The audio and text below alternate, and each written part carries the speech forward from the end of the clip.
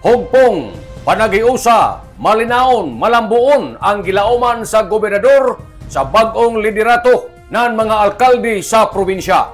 Sa padadyo nato na katujuan na papalambo ang lokal na liderato labi na kuman na ang Surigao del Norte isa na ka first class province, importante ang hugpong pakigiusa sa nankusog ng mga busy alkalde isip kaiban sa pagpadadyon sa tinuod na serbisyo sa katawan. Ini amoy tagluwatang pamahayag ni Provincial Governor Lyndon Barbers human nanumpa sa ilang mga katungdanan ang mga bagong hanay na mga opisyal sa busy alkalde dinhi sa probinsya sa Surigao del Norte. Mato ni Governor Barbers, tagpahigadyo ni adtong adlawng Miyerkules, Agosto 6, 2025, didto sa Gateway Hotel, ang provincial chapter election sa Vice Mayor's League of the Philippines, Surigao del Norte, na tagtambungan ng mga Vice Mayor o Vice Mayor gikan sa nagkanalain na LGU ng probinsya. Tagpanguyuhan ini ni Honorable Ryan Fel Villa Napoli, acting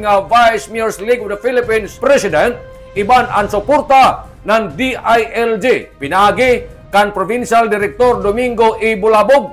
Ini na eleksyon nagresulta sa pagproklamar sa bag-o na set of officers para sa termino sa tuig 2025 ngadto na sa tuig 2028. Ang presidente nga ilang napili si Honorable Ryan Fel B. Napoli, ang Vice President Honorable Jennifer B. Bonite, ang Secretary General Honorable Anilin B. Nogiraza, ang Treasurer Honorable John Lester R. Fitalbero, Auditor Honorable Maria Ana I. Santos, ang ilang Press Relation Officer si Honorable Maria Luz B. Pinat, samtang ang ilang napili Board of Directors sila ni Honorable Romina R. Sahulga, Honorable Lia D. Patan, Honorable Robert T. Sinaka, Honorable Rene G. Isma, Honorable Mario E. Vertudaso. Laong ni Governor Barbers na dako ang ija paglaom sa bag-o na liderato na magpadadyon sa pagserbisyo panag-iban sa pagpasulabi sa interes ng katawan.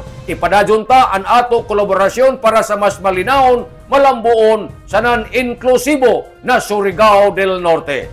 Nanukad gikan diri sa Kapitolyo, ini si Marek Sinners Marconsim Vlogs. Mario Conali Simulan Mulaong, salamat, maradyo na adlaw, natong tanan.